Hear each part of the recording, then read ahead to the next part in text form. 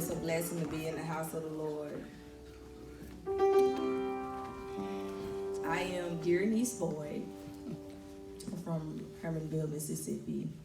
And I just have to say that it's a blessing to be standing on top of the soil instead of being buried beneath it. I just want to give God praise again for allowing me to be able to stand before you today to share my life experiences. Because truth be told, if the devil had his way, I wouldn't be standing here. Someone else will be sharing my story for me. But God, he got a plan for me and for those of you that are listening to my voice today. A month ago, I was shot at 5 times. And not one single bullet touched me or my car. And you know what God showed me in that moment? He showed me that the devil, he can stir up all types of hell in your life. He can place fear in your heart. He can do anything to try to distract you and take you off the path that God has you on. He can do all of that. But what he can't do when you belong to God is lay a finger on you. He can't touch you. And that's what you need to know today, that the devil cannot touch you. The only thing he can do is put fear in our heart. You may be wondering why I'm standing here today after going through such a traumatic experience not less than 30 days ago. That because Psalms 91:7 reminds us that 1,000 may fall by your side, 10,000 at your right hand, but it will not come near you. Not when you belong to God. It can't touch you. I'm here because the fire inside of me is stronger than the storms outside of me. I choose to stand. I choose to live. I choose to continue to rise above the odds that are against me. Because we're not fighting against the physical, but against the rulers, against the powers of this dark world, and against the spiritual forces of evil in the heavenly realms, and you can find it in Ephesians 6:12. I refuse to let the enemy have any power over my life, and I hope you all do the same, young people. Listen. Listen to your parents, your teachers. Listen to every adult that is in your life, because we all have been through some of the things that you're going to experience. Because the enemy, he been trying to tear me down for a long time. A long, long time. But I always get back up. At the age of 15, I gave birth to my first child. And that's where it started for me. That was a roller coaster ride that I don't want no child to ever have to get on. Going through an experience like that at such a young age, it took a lot out of me. I went through depression. I went through a phase of wanting to drop out of school because I felt like it was just too much for me to carry on my own. I remember one day I pulled one of my teachers aside and I was like, you know what, I'm just tired. I don't feel like I can do this. And she said, girl, are you crazy? She was like, you're too smart for that. You don't let things bring you down and keep you down. You get back up and you keep fighting. Not only that, I didn't want to fail my child because he didn't ask to be here. So I knew that I had to keep pushing so that I can get out and make a better way of living for me and my children. So at some point, because I was filled with so much rage and hurt and bitterness because of what I was experiencing at such a young age, I remember my cousin telling me to read the book of Proverbs, and that's where my relationship with God started at the age of 15. So I'm proud to see all of these kids sitting out here today. That's a start. Stay in church. Stay connected to God. Because with God, you can never go wrong. You'll always be on the right path, and you're never too young to praise God and to honor God and to give your life to God. So after overcoming that bump in the road, a couple of years after that, I ended up in a toxic, abusive relationship. And being in a relationship, he stripped away my self-worth, piece by piece, so there was no part of me left. I forgot about the girl who I used to be because I was so wrapped up in this relationship that I started to see him as my God. You think that can't happen to you, but I can guarantee you, as someone that's sitting in this room beside you that either going through it right now in silence, or they haven't been through it. Mental and physical abuse is not love, children. And believe it or not, it's teenage girls that go through the same exact thing. Age does not matter. It doesn't matter. If they're putting their hands on you or talking to you disrespectfully, leave. Get out as soon as it happens. I know it's easier said than done, but you don't want to wind up a victim. You don't want someone sharing your story. The final straw for me is when I was choked and blanked out. And when I came back to, I said, I got to get out of this, or I'm going to end up dead. I got to get out of this relationship.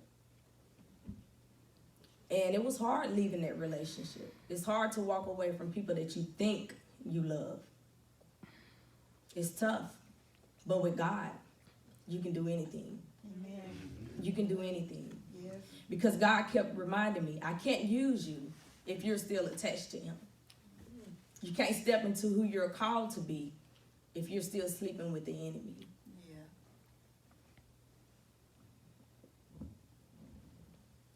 Get out. If that's you today, get out. Run. Run and get out. Young girls, listen. Listen to your parents. Listen.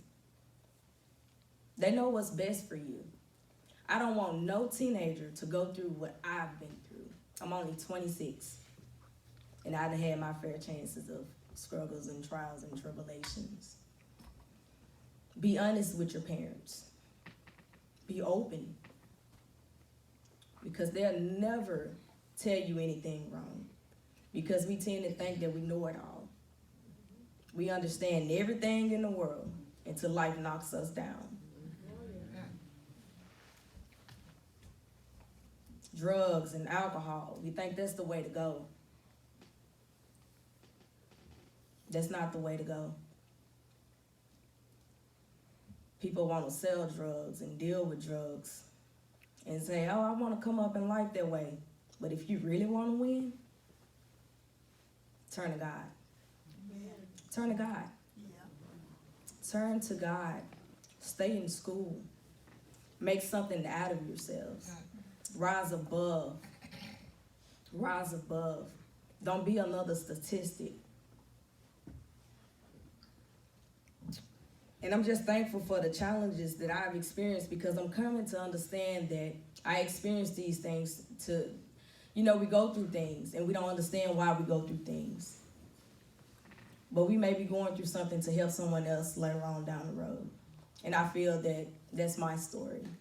Even though I done been through a lot, I can get up and share my story in hope of setting somebody free.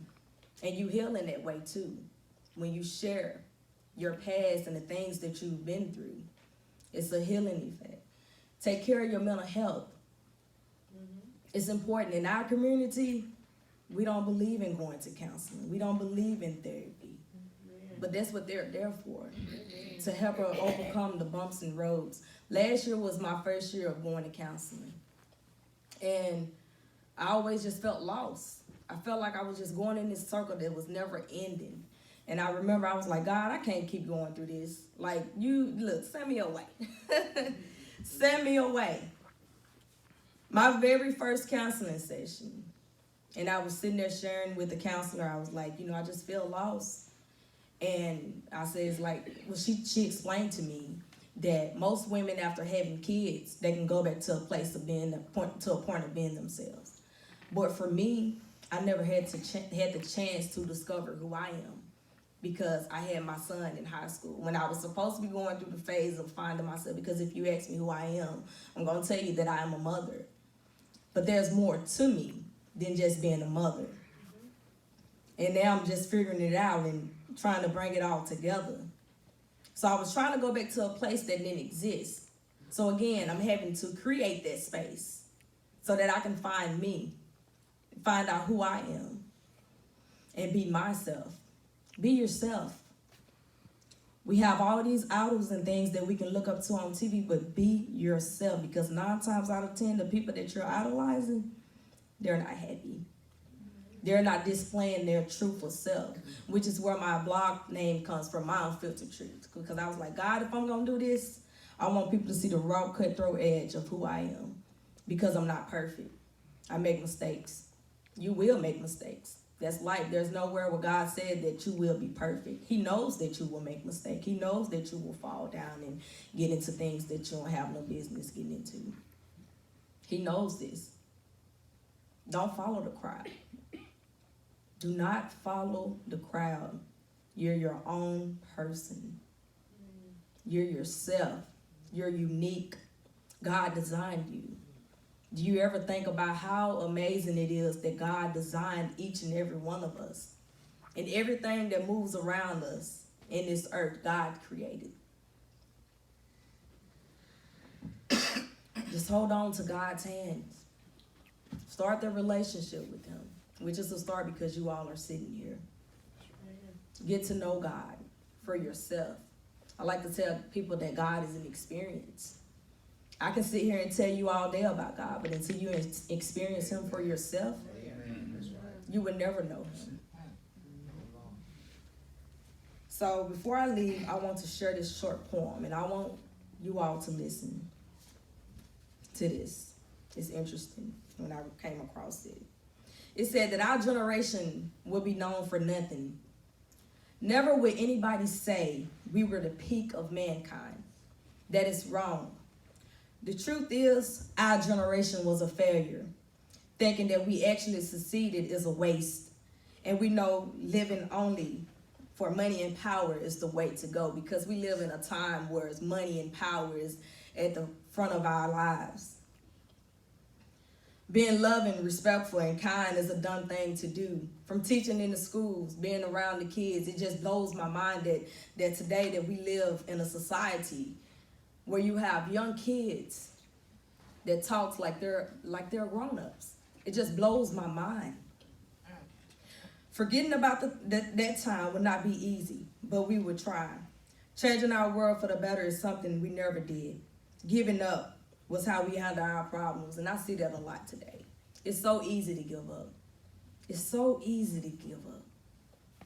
But you should give a try to getting up, pushing forward, moving.